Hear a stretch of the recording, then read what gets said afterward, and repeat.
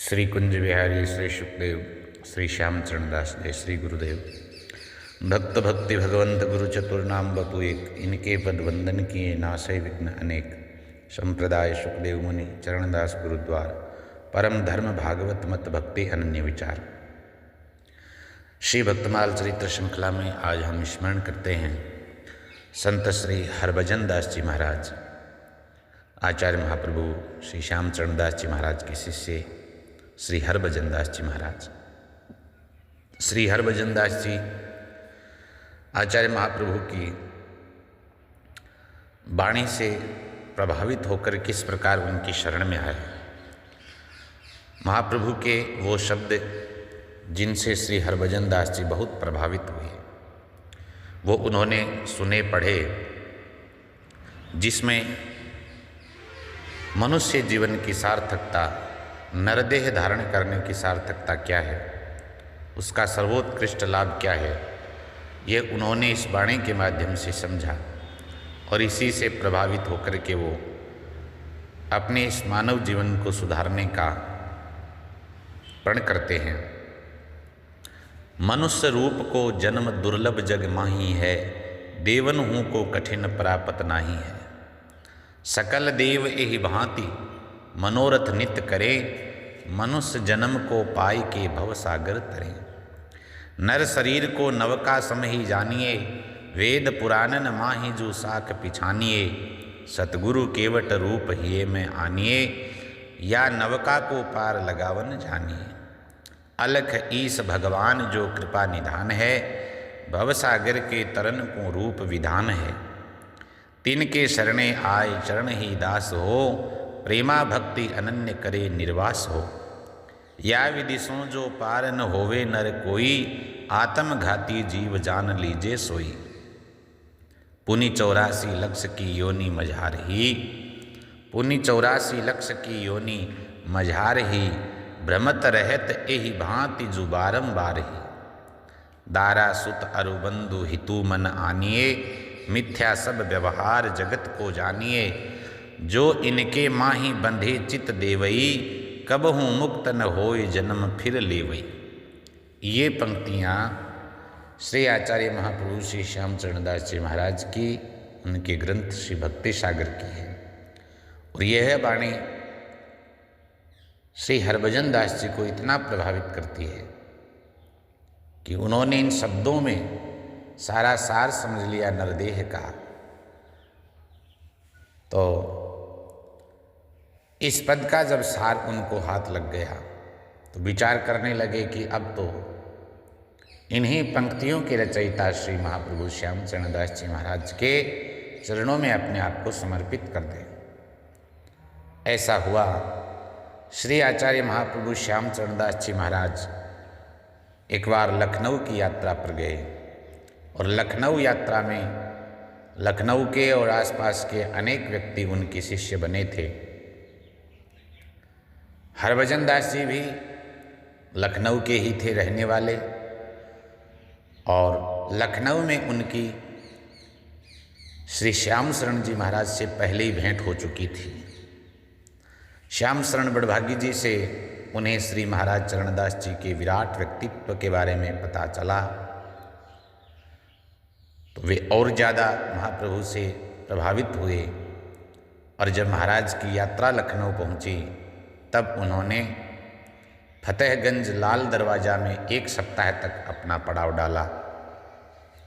1 सप्ताह तक खूब सत्संग की महाप्रभु जी ने, और उस सत्संग में पुनः यह चर्चा हुई, ये प्रसंग उन्होंने सुना, मानव शरीर की उपयोगिता क्या है। ये बहुत से मनुष्यों को ज्ञात नहीं। वे इस दुर्लभ देव दुर्लभ मनुष्य शरीर को पाकर कुछ भी लाभ नहीं उठाते। यह नर शरीर भव सागर से पार होने की नौका है। इसको खेने वाले श्री सद्गुरु हैं, वही इस नौका को पार लगाने वाले हैं। भव सागर से पार होकर फिर जाना कहाँ है, जीव का विश्राम कहाँ है? तो कहते हैं विश्राम कृपा निधान भगवान के श्री चरणों में है। अतः श्री सद्गुरु की शरण में आकर उनके चरणों का दास होकर वासना रहित होकर छक कर के प्रेमा भक्ति करें। इस विधान से, इस विधि से साधन करने वाला मनुष्य निश्चित ही कल्याण को प्राप्त होता है। और इससे उलट जो उपरोक्त उपाय न करके कूकर शूकर की तरह खाने पीने और गफलत में ही अपना अमूल्य समय जाया कर देता है और भगवत विमुख होकर जो मरता है उसे आत्मघाती जीव समझना चाहिए। वह आत्मघात करता है। वास्तव में इस प्रकार से वह अपनी हत्या स्वयं ही करता है और फिर वह 84 के चक्र में फंस जाता है, भटकता है। स्त्री पुत्र भाई बंधु जिनको वह अपना हितैषी मानता है वे तो उसके कोई काम आते नहीं जीवन को सुधारने में।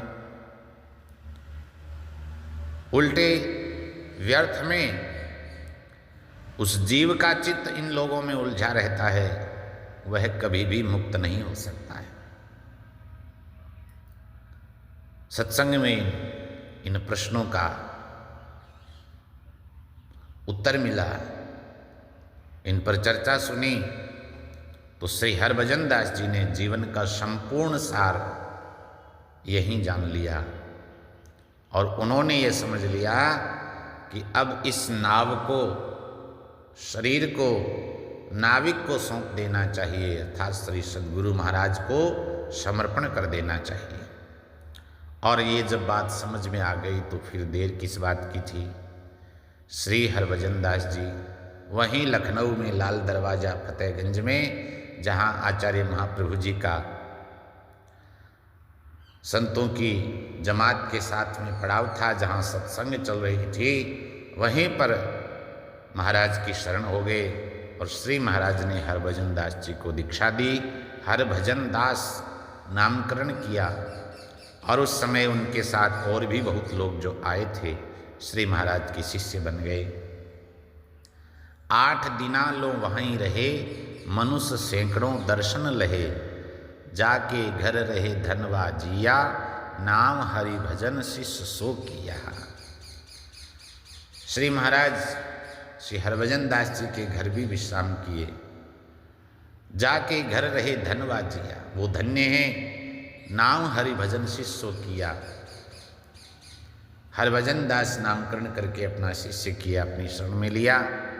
कंठी बाना धारण करने के बाद श्री हरभजन दास जी समय समय पर दिल्ली की यात्राएं की। इन्होंने रजधान गांव में थांबा स्थापित किया। एक स्थान नई सड़क कानपुर में भी बनाया। इनकी शिष्य परंपरा में श्री रतनदास जी, गिरधारी दास जी, सुखदास जी, माधुदास जी जैसे बानाधारी महात्मा हुए, जिन्होंने रजधान, मानगंज और कानपुर शहर के स्थलों की परंपरा को बनाए रखते हुए भजन की रीति नीति से, संप्रदाय के सिद्धांतों के अनुसार अपने ही जीवन के साथ में अनेक मनुष्यों को उपदेश दे करके कृतार्थ किया। भगवत भजन करके परमात्मा के चरणों की प्राप्ति की।